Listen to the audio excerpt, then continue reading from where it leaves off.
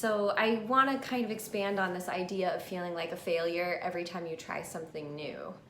So if it's you, maybe it's a new job, a new hobby, maybe it's a new relationship in a format that you're not used to, or that is outside of your range of expertise. Either way, every time you attempt to level up your life in this, whatever the way that it is, you keep failing, obviously, because you're new at it. You're not used to it. It's not in your wheelhouse, right? But that can get super discouraging, right? If you feel like you're a beginner over and over and over again every single day, you're like, wow, why am I even doing this? Is this even worth it? Like, is this act of failure over and over again, is this just the universe's way of telling me I should quit or that I should give up? Because if I'm honest, that's something that has come up for me a few times. When I first jumped into coaching, I felt really, really bad about it. And I was not sure that it was the right thing for me because of how much I have to depend on myself and how disciplined I have to be in my business, and yeah, just how much is kind of on my plate now and nobody else's. So if I'm describing something that you're going through right now, if this sounds like you, your life probably feels really, really hard because you're constantly trying to grow and trying to level up. But that can also be really, really hard to stay motivated with when you're constantly trying to do that and constantly finding rejection or hearing no or seeing failure after failure after failure. Even though you might be improving, that's not always enough to keep us moving forward. And so if the motivation doesn't outweigh the effort, what can happen, and what I've had to deal with and what some of my clients have had to deal with, is we begin to value our comfort zone more than that growth.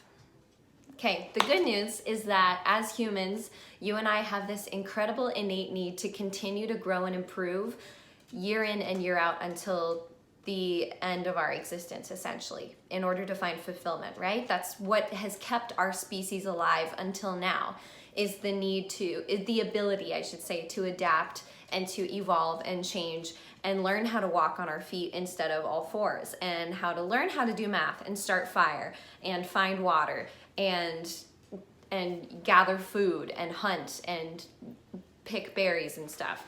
We need to continue to have tolerance for the growth and change that we absolutely need in order to find fulfillment in our lives. If we're constantly expecting ourselves to level up, we have to remember that experience of going back to level one, as it were, is going to feel like we're beginning again. That doesn't mean that we are beginning again, because when we first began, we were down here, but we're beginning again on a new level up here. So it's going to feel the same. That doesn't mean it is the same. So the biggest thing that's helped me in my process of loving the journey and being able to enjoy my time as a beginner forever, essentially, is the idea that we have to be an expert at failure before we can become experts at anything else. We have to be experts at being told no and falling down and crying and skinning our knee and getting a black eye and losing the job, losing the relationship, moving out with nothing to our name, losing the money, taking the risk and having it fall through before we can understand what it's like to be an expert at any of those things on the next level. And I've already said this is important so many times, but this will change your life, and here's why. If you can understand how to enjoy being a failure, not all the time, but at least some of the time, or at least feeling like a beginner a lot of the time, imagine the things that you will actually master because you're not afraid of that failure. Imagine the doors that will open.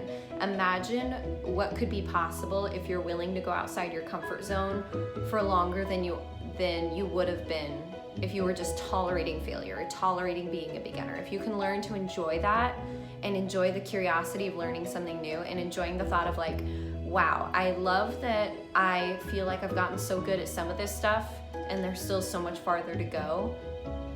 I'm never gonna be bored. How can we find that level of excitement in what you're currently doing? This has taken me a really long time to realize, and I'm still in the process of realizing it, but it's really something I want you to understand, because you are not a beginner. If you're watching this video, you're not a beginner. You are an expert at so many things, and it's okay that you're not an expert at whatever this current thing is for you yet, because you will be. I know you will be.